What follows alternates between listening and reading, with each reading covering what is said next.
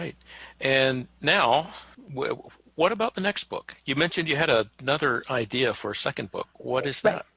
Okay. So we spoke a little bit about one of the categories of identity is ger, which it's a confusing word in Hebrew because it means a lot of different things.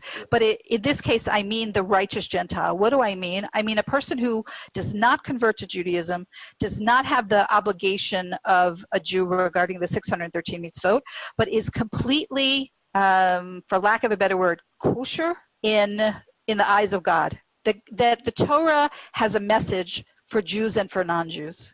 It's clear.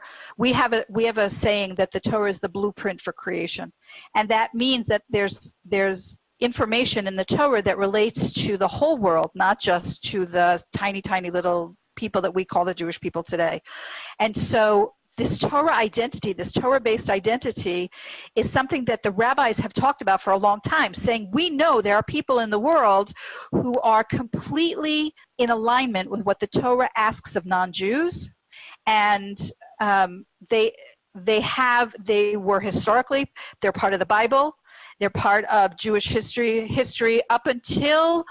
So Christianity came in and for about 2,000 years kind of obscured that, but they're starting to resurface. And there are people in the book who identify as ger, who live all over the world. There's a group in South Africa, there's a group in Texas, there's people all over the world who have a very full relationship with the Torah.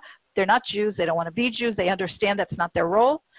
But all of the information about them has been kind of tucked into the rabbinic literature in a way that isn't accessible for the average person.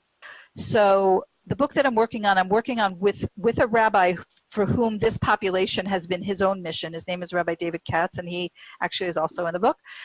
And it's sort of a plain language explanation of what the Torah has to say to the nations about what you, how you, as from a Torah framework, align yourself with God's will for the non-Jews. So that's the next book.